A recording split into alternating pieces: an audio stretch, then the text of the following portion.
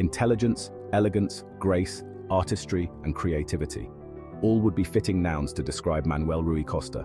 Rui Costa was a true superstar of his generation and must go down as one of the best number 10s in history, alongside such illustrious company as Michel Platini, Johan Cruyff, Maradona, and Zinedine Zidane.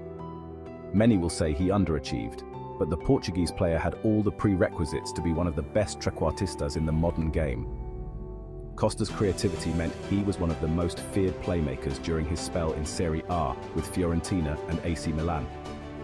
The underachievement school of thought may well be true, but no one can doubt that the gifted playmaker was loyal to his clubs and could have won many more honours had this not been the case, a loyalty that is sometimes lacking in the modern game.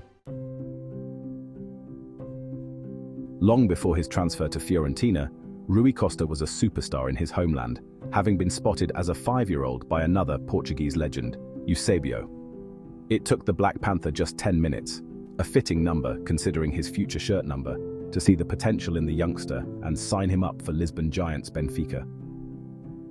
Costa rose through the ranks of the Eagles, and in his first full season as a professional, was loaned to AD Faith, whom he helped to a second-place finish in the third tier of Portuguese football. The player's performances for the team based in northern Portugal resulted in a call-up to the under-21 squad alongside names such as Luis Figo and João Pinto that competed at the FIFA Youth World Championships, a precursor of the Under-20 World Cup. Defending champions Portugal were the hosts and one of the favourites for the tournament after winning the Saudi Arabia edition just 2 years prior. The tournament boasted some wonderful teams and players, including Dwight Yorke, Paulo Monteiro, Giovanni Elber, Andy Cole, and future star Roberto Carlos, all of whom went on to have successful careers. But Portugal were not to be denied their championship. Portugal secured victory against Brazil in front of 127,000 screaming fans at the Estadio da Luz. Rui Costa scored the winning penalty in the final after a 0-0 stalemate with their South American cousins to become a national hero. On returning to Lisbon, the midfielder started to play a more important role in first-team affairs, which resulted in 2 trophies, a 5-2 Portuguese Cup triumph over Boa Vista in 1992-93, and the league in the following season, the last time Benfica would win a championship in over a decade. It was a bittersweet end to his first stint at his boyhood club. Although the midfielder had secured 2 major trophies in 2 years, the club was under a lot of financial pressure and was forced to accept a bid of 200 million escudos, about €6 million, from Serie A team Fiorentina after a move to Barcelona collapsed. The playmaker naturally lacked a bit of pace, so the Italian game was the perfect match for the player. Serie A had traditionally been a little slower and more technical than some of Europe's elite leagues, which meant Costa was afforded the time on the ball to become the true midfield conductor that the fans grew to love.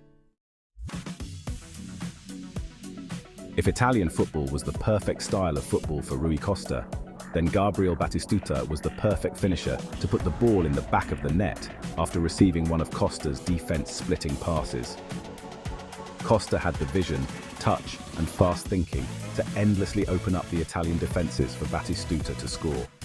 When the two were playing in tandem, it was often a devastating day for opposition defenses, and it only took 2 years for them to win their first trophy together, the 1996 Coppa Italia, where they overcame Atalanta 3-0 on aggregate, with the Argentine picking up 2 goals.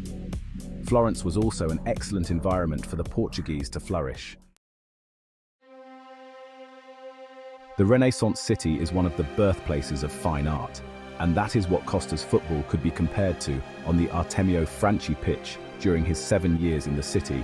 The Fiorentina fans held Costa in such regard that he was labelled Il Maestro di Firenze, the Maestro of Florence, a nickname that even the most famous Florentines, Leonardo da Vinci, Michelangelo, or Donatello, would have been proud to have been named. It was only when Fiorentina got themselves into severe financial trouble that Costa left the club after year of speculation. A club record, £28 million bid from AC Milan in the summer of 2001, meant that he would join his Fiorentina coach, Fatih Terim, at the Rossoneri. Although the cabinet was starting to fill, the midfielder's playing time started to dwindle due to several factors, most notably the emergence of Kaká, who was signed from Sao Paulo in the summer of 2003. Injuries didn't help the midfielder's cause, but the performances of Kaká meant that Costa was often spending time on the bench.